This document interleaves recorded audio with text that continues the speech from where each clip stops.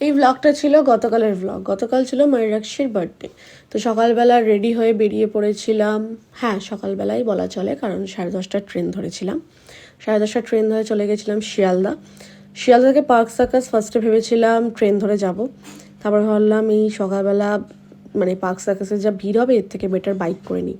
আর রাস্তায় as usual কত পলাশ ফুল। তো যথারীতি আমি পৌঁছানোর পর উনি বলেন আমি পাশেই আছি পার্লারে, চুলে স্পা করাচ্ছি। হ্যাঁ ঠিক আছে, পৌঁছে যাই ওখানে। বলো তুই এখানে এখানে এসে গল্প কর।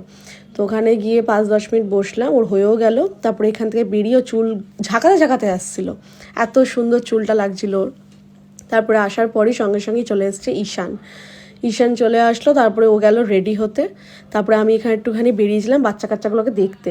আর যেই বাচ্চা কাচ্চাগুলোকে এত ছোট ছোট দেখেছিলাম একসাথে, সেগুলো কত বড় হয়ে গেছে। তার মধ্যে 2জন মারাও গেছে আর 2জনকে দিয়েছে অন্য জায়গায়। তার ময়ূরাক্ষী রেডি হয়ে নামতে নামতে রাজও চলে আসলো এখানে। কি সুন্দর লাগছে ওকে।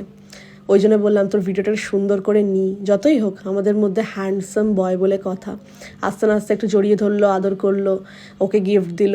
আর রাজ এটাও নিজের হাতে বানিয়ে ময়ূরাক্ষীকে গিফট করেছে। কি সুন্দর করসেট, আর নিচের হচ্ছে স্কার্ট। রাজের হাতেরটা রয়েছে স্কার্ট। আমাকে বলেছিল যেটা নতুন কিছু বানিয়ে দিই স্কার্টটা। হ্যাঁ বানা, খুব সুন্দর লাগছে। আমার সাথে আগের দিন কথা বলেছিল এই নিয়ে।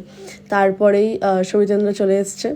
তারপরে ঢুকলো প্রিয়াঙ্কা, যদিও বা Priyanka on time, but on time বলবো না, একটু লেট হয়েছে, মানে খুব একটাও লেট হয়নি, যে তুলনায় লেট করে। তারপর এখানে ময়ূরাক্ষী একটু সাজুগুজু করে নিল আর জানলার ধারে চলে এসছে বাচ্চা কাচ্চাগুলো একবার ডাক্তার ডাকতে। তারপর আমরা বেরিয়েছিলাম একটু সুন্দর সুন্দর ফটো তুলতে। অলরেডি সেই ফটোগুলো গতকালই পোস্ট করে দিয়েছি। আর আরেকটা কথা, এখানে সবাই ব্ল্যাক আর Mayurakshi only maroon. Actually theme ছিল মেরুন আর ব্ল্যাক। তখন আমি বলেছিলাম তুই মেরুন পর, আমরা সবাই ব্ল্যাক পরি, তাহলে তোকে বেশি ভালো লাগবে।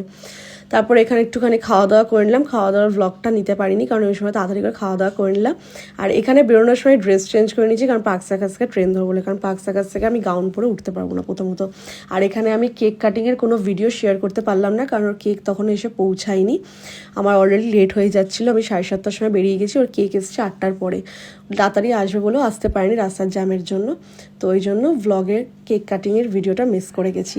আমিও ছিলাম না ওখানে, ওরও মন খারাপ যে আমি চলে আসি কেক কাটার সময়। তারপরে আমাকে চৈতেন্দ্র ছেড়ে দিল হচ্ছে পার্ক সার্কাস স্টেশন, কারণ ওর পরের দিনও কাজ আছে বলে ওখানেই থেকে গেল কলকাতায়। তারপরে আমি চলে আসলাম শিয়ালদা থেকে ধরে নিলাম হচ্ছে লালগোলার 8টা 20 ট্রেন। বেশ ভালো দিনটা কাটলো, কিন্তু আমার নিজেরও একটু ছোট একটা আফসোস যে আমি কেক কাটার সময় ভিডিও ফটো কিছুই নিতে পারলাম না, কারণ ওই জিনিসটাই আমার সব থেকে জন্মদিনের প্রিয়, কেক কাটার সময়টা। তো সেটাই মিস করে গেলাম, আর কি দুঃখের বিষয়। ঠিক আছে, চলো দেখা হবে আবার নেক্সট কোনো মিনি ব্লগে। আপাতত এখানেই টাটা।